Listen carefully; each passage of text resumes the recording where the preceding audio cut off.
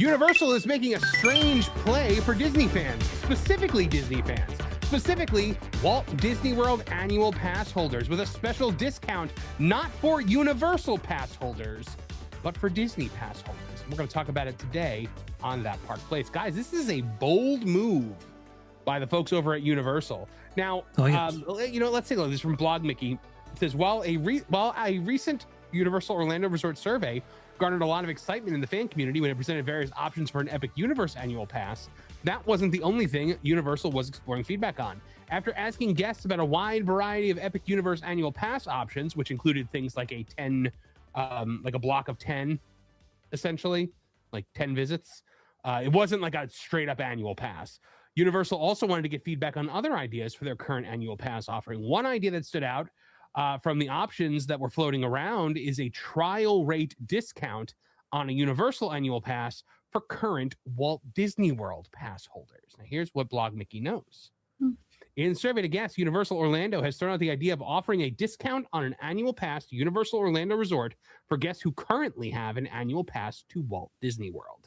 Presented as the Disney Status Match perk, Universal was seeking feedback on allowing Walt Disney World pass holders to purchase a Universal annual pass at a discounted one-year trial rate.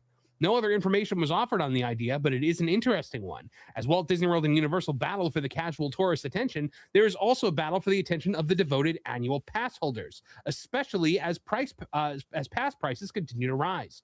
Currently, Walt Disney World annual passes range in price from $489 for the lowest tier up to $1,629 for the highest tier pass. All Walt Disney World annual pass tiers offer access to the 4 Walt Disney World theme parks, and most of the passes have blockout dates. Over at Universal, there are 2 park passes and 3 park passes. The third park, however, is Volcano Bay Water Park, not Epic Universe. So Universal's cheapest 2 park pass is $425, which is $64 cheaper than Walt Disney World's, and Disney offers 2 more theme parks. Universal's most expensive pass is $905, which is a full $700 cheaper than Disney World's top tier pass. That one makes sense. Because remember, they're comparing the Universal's 2 park pass to Disney's cheapest pass. Disney's cheapest pass is the Pixie Pass, which only allows access on the weekdays. I believe Universal's cheapest 2 park pass still allows weekend access, and doesn't. I don't think Universal has blockout dates, do they? Just a few, not too many. Yeah, but not like the entire, like Disney's, like the Pixie Pass is blocked out for like the entire summer. Right. Oh, yeah. Good point. Like Disney has access, so like I don't want to hear it from Blog Mickey about that. But guys, what do you think about this? Universal targeting Disney pass holders with a special discount. I think it's smart, to be honest. I think this is a really, really great move. Obviously, you do have a contingent of Disney parks fans that maybe have annual passes and maybe a little bit dissatisfied with the product, right? It's not maybe the same as it was years ago, or maybe you have other issues related to your visits, like construction, for example, operational issues, etc. Universal seems to have a lot of those things sorted out. They really believe in their product, and this is kind of saying, hey, look, listen, we believe in it so much that if you give us a chance, I think, you'll become like lifelong fans, right? And a lot of people just haven't necessarily jumped in because maybe there are cost inhibitions with owning, both Universal passes and Disney passes and so forth. But I think this is definitely a statement by management that they believe in their product enough to provide a discount predicated that you have an annual pass to Disney parks. I think this is a wonderful move, and it's really kind of out of the box thinking that makes Universal really kind of maybe a little bit more nimble than their Disney counterparts. Absolutely. Now, Erica, one of the common complaints that I've heard from locals who have a Disney pass about getting Universal passes, I'm not sure if I'm going to use it. It's expensive. But now, if they're offering a lower rate for 1 year, that gives people the ability to actually try it out at a lower cost and maybe see if they like it better than Disney. Do you think this could lead to people either having both, or do you think it might actually draw people away from Disney and over to Universal? I think it would depend on the person's interest and how they theme park. For me, I would just have both, but that's just me. I love theme park.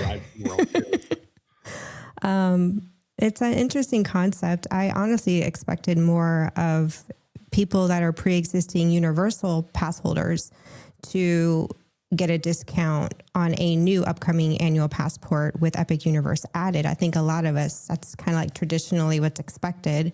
I mean, so that's not what we're seeing in this I know. survey that was done. When they talked about the Universal Epic passes, it suggested a 2-year or 4-year locked-in annual passes, or it also wondered about requiring reservations. So a little bit about what they said. It's a survey, obviously. Multi-year locked-in. Universal presented multiple annual pass type options, but some of the most interesting offers were multi-year locked-in annual passes. Universal asked us about 2-year locked-in, 3-year locked-in, and 4-year locked-in annual passes. That would be a massive departure from the current system, which, I mean, look, if you're locking in the same price for 4 years, that's actually pretty good. Oh, that's not a bad. I didn't think about it that way, because I'm thinking people's finances, anything life-altering can happen from one day to the next, and to be locked in for more than a year. But now they're also talking about doing theme park reservations, which I think that I hate the theme park reservation system at Disney, but at the same time, with Epic Universe's issues with how like highly trafficked it is right now, I think they would have no choice but to do that, Vash. Oh yes, the demand is way too high, and to offer unfettered access, right? Because there's kind of what the three-strand triangle in terms of managing demand, right? You even have you can either have it open all at once, or you can up the price, or you can I always forget the third one. Anyway, the idea being that unless you raise the price extremely high in order to prevent people from actually going, you have to have another system in place, right? Otherwise, maybe that is in the form of reservations, or maybe that those are in the form of some other inhibitions to really spread out that demand. That's the kind of the problem that's really happening right now with Epic Universe, especially when an attraction goes down like Star Wars Racers, for example. The park just simply cannot handle it. And so this is why you have Comcast executives coming out saying, yeah, I mean, we're not quite at 100% capacity. We will eventually get there, but we're just not there yet. I don't know if they're going to be at 100% capacity anytime soon, given that they've been having so many problems with these really custom attractions that they've built for Epic Universe. Yeah, absolutely. They also were offering a traditional annual pass upgrade, but it would actually double the price of your AP. And they also had the option of multi-day add-on tickets that would allow existing pass holders the option to visit on multiple days during a specific visitation window. Some options that we're told about were single-day add-ons up to 10-day add-ons. Visitation windows range from a few months to an entire year. Again, multi-day add-on products would require theme park reservations. It seems like every option requires a theme park reservation. Also, there's the option of a weekend-only annual pass, which I think is smart, but it's not something I would ever want. Didn't Epcot or Disney used to do that with Epcot? They had like the 4 p.m. They had Epcot after 4. Yeah. They had Epcot after 4, which was... and there has been debut of the after 2 p.m. Tickets, which I thought it was very, very interesting. However, I thought the price was way too high for what they were asking. Right. So MJ, do you have a Universal annual pass on top of the Disney one? No, actually, but my daughter, the one that's a student at UCF, she has an annual pass. I gave up my annual pass a while ago for reasons, right? If you were a Disney pass holder, though, would you be more likely to get a Universal pass if they offered a deal like this? Oh, I think it's fantastic. It's a strategy. They know who to target. It's a really good strategy to have because you're trying to bring in the folks with they're not afraid to make a big purchase like that, because that is an annual pass is an investment. It's not something that's very it's an expense. And if you think about it, there's a lot of people with large parties or families that would invest in having something like that, and that's what they're targeting, because those are the people with the money they're willing to shed the money.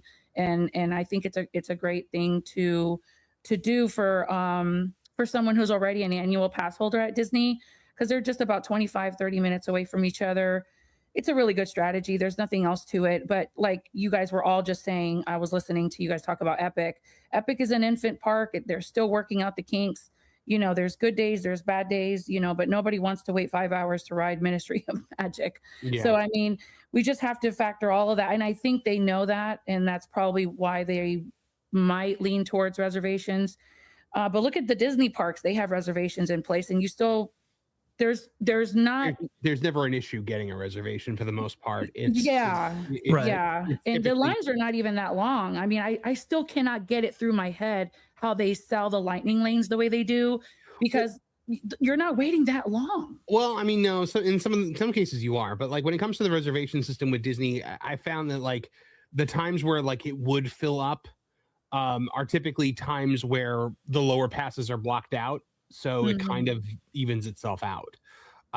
It's been very few times where it's usually only like Magic Kingdom being sold out on like the 50th anniversary date, or like the day that like the nighttime parade started. Those were kind of the only things that I've ever noticed with not having. The only thing that's annoying is having to actually do the reservation. Like, Right. Go ahead, Vash.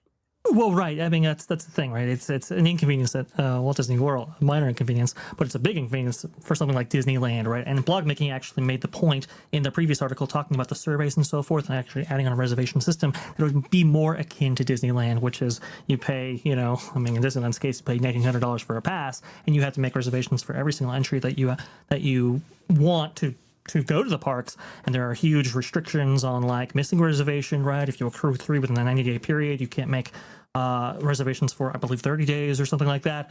You know, there are huge issues when trying to handle that demand. And that 3-sided triangle, I just remembered, you can either have unrestricted entry, low crowds, or low price. You can't have all three. So right? We You have to kind of pick. maybe trying to go to Epic Universe this weekend because my birthday is next week, and we were looking at it, and we were just to regular go, like it's sold out on Saturday. Yeah. Right. Yeah. No one can go on Saturday. Yeah, they've been selling out like crazy. But you know, Marvin, I really think that the majority of the folks with annual pass holder that are annual pass holders, they're not really going to the theme parks just to go on all the rides. They're really there to just, you know, get away from your average daily work schedule, to relax, take in the ambiance of the park, and try the tasty new treats that are always coming out. They're not really jumping on the rides. So I mean, they really also have to look at what are the habits of annual pass holders. Are they there for just the rides, the food, you know? Yeah, if I had an Epic Universe annual pass, I would just go and just to sit in Super Nintendo World. Exactly. Like, take it all in, right? I'd buy one of those turtle shell calzones and just sit on a bench and enjoy the ambiance. That's it. It's just such a fun, or even just I could go and never leave Celestial Park. Yeah. It's just that beautiful.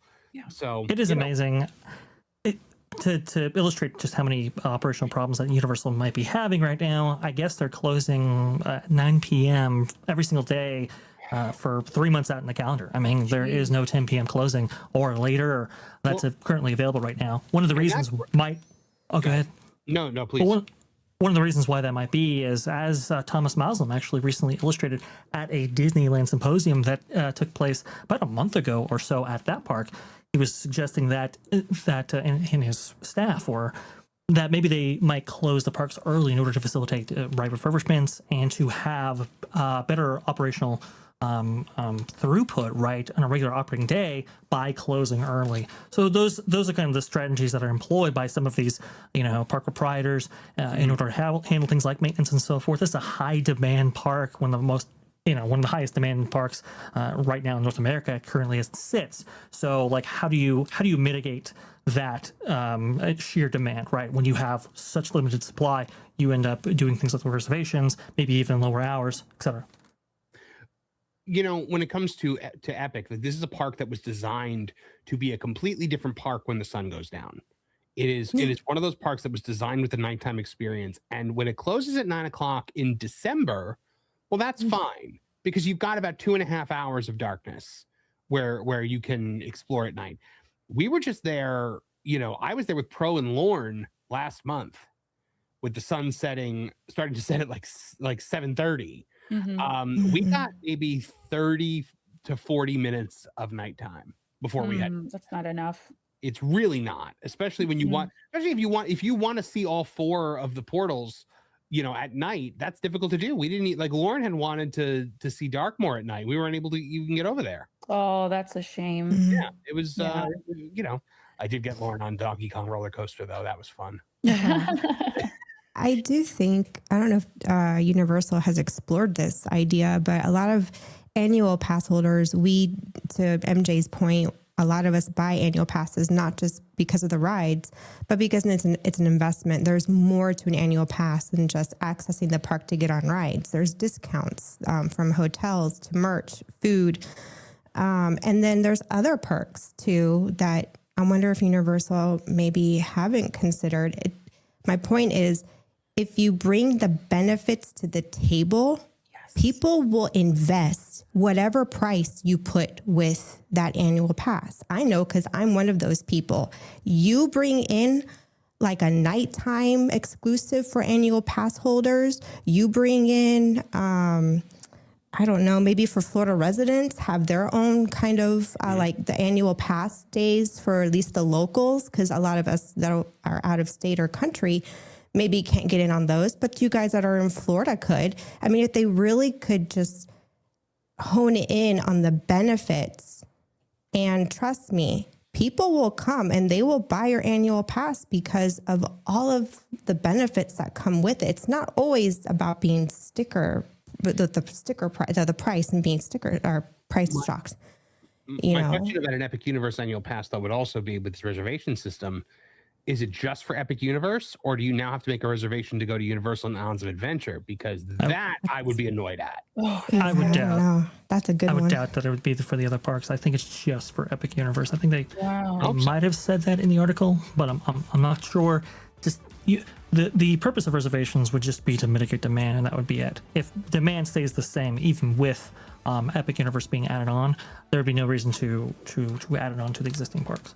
Well, guys, either way, Universal is making a big play for Walt Disney World pass holders with these surveys, and time is going to tell how Disney responds to that. Thanks for watching That Park Plays News.